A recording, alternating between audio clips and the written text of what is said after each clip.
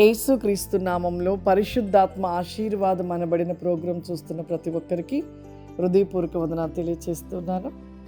మనం లేచినది మొదలుకొని లేవగానే మొట్టమొదట ప్రార్థన చేసుకోవాలి, వాక్యాన్ని ధ్యానించాలి, పరిశుద్ధాత్మ ఆశీర్వాదం పొందుకోవాలి.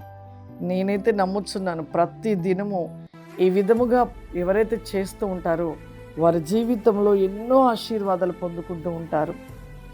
లేచిన మొదటి మన పెదవులు దేవుని స్తుతిస్తే దేవుడు ఎంతో సంతోషిస్తాడు ప్రియులారా. కాబట్టి ఈ యొక్క విషయంలో ప్రతి ఒక్కరు కూడా లేచి మొట్టమొదట మనం ప్రార్థన చేయడము, దేవుని స్తుతించటము, దేవుని కృతజ్ఞతలు చెల్లించడం మాత్రం మర్చిపోవద్దు. ఈరోజు పరిశుద్ధాత్మ దేవుడు మనకిస్తూ ఉన్న వాగ్దానము సామెతల గ్రంథము 7వ అధ్యాయము 1వ వచనము. నా కుమారుడా, నా మాటలను మనసున ఉంచుకొనుము, నా ఆజ్ఞలను నీ యొద్ద దాచిపెట్టుకొనుము. ఈ యొక్క వాక్యమును మనం ఈరోజు ధ్యానిద్దాము.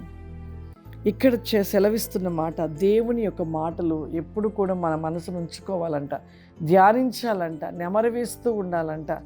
మనం ఎన్నో మాటలను ఎప్పుడెప్పుడో జ్ఞాపకం చేసుకుంటాం కదా, కానీ దేవుని యొక్క మాటలను మనము వినిన మాటలు మనం ఇన్ని సంవత్సరాల నుండి మరి మందిరానికి వెళ్తున్నాం కదా, ఎన్నో వాక్యాలు వినుంటాం, ఎన్నో మాటలు సేవకులు చెప్పినవన్నీ వినుంటాం.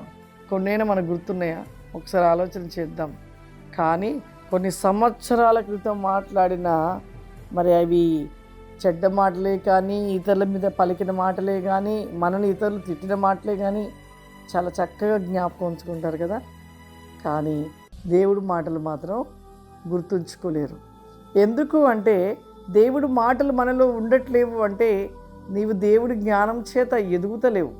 దేవుడి చేత నువ్వు నిత్యము ఆయనలో ఫలించే రీతిలో ఉండలేకపోతున్నావు. అందుకే ఈ యొక్క మాటలు మరి తెలియపరచబడుతున్న ఈ మాటలని మనము నెమరు వేసుకోవాలి. నిజంగా ఈ మాటలు వింటుంటే మరి ఇప్పటికైనా మన జీవితంలో మార్పు రావాలి. నా మాటలు మనసు ఉంచుకోవాలంటున్నాడు.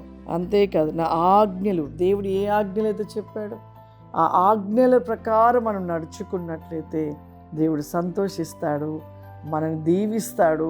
మన చుట్టూ ఎప్పుడు కంచె వేయబడుతుంది. అపవాది అయిన సాతానుడు మనల్ని ముట్టలేడు. ఎందుకంటే నిత్యము వాక్యము నీలో ఉంచున్నది. నీలో వాక్యమే వెలుగుగా నీవు వెలిగించబడుతూ ఉంటావు. ఆ వెలుగు నీలో ఉన్నప్పుడు చీకటి దగ్గర రాగలుగుతుందా? రాలేదు. కాబట్టి వాక్యమని వెలుగైన మాటలను మన మనసును ఉంచుకొని ప్రతి ఒక్క దేవుని యొక్క ఆజ్ఞ చొప్పున మనం నడుచుకున్నట్లయితే ఫలించుతాము, దీవించబడతాము, ఆశీర్వదించబడతాము. ప్రార్థన చేసుకుందాం. సర్వశక్తివంతుడా, దయగల తండ్రి, నీకు వందనాలు చెల్లిస్తున్నాం ప్రభా.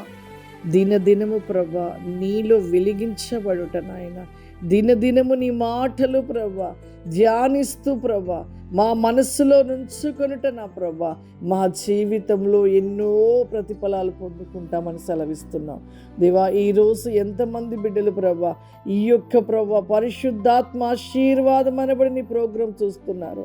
ప్రతి బిడ్డను మీరు దీవించండి అయ్యా, ఆశీర్వదించండి నాయన. ఏ కొదువ చేత ఉంటున్నారో ప్రభా కొదువను తీర్చండి ప్రభా. అడుగుచున్న ప్రతిది వారి జీవితంలో విజయమును దయచేయమని మీ యొక్క దీవెన ఆశీర్వాద ప్రతిని క్రాసిమును దయచేయమని యేసు నామమున అడుగుచున్నాను తండ్రి, ఆమేన్. God bless you. దేవుడు మిమ్మల్ని దీవించును గాక. ఆమేన్.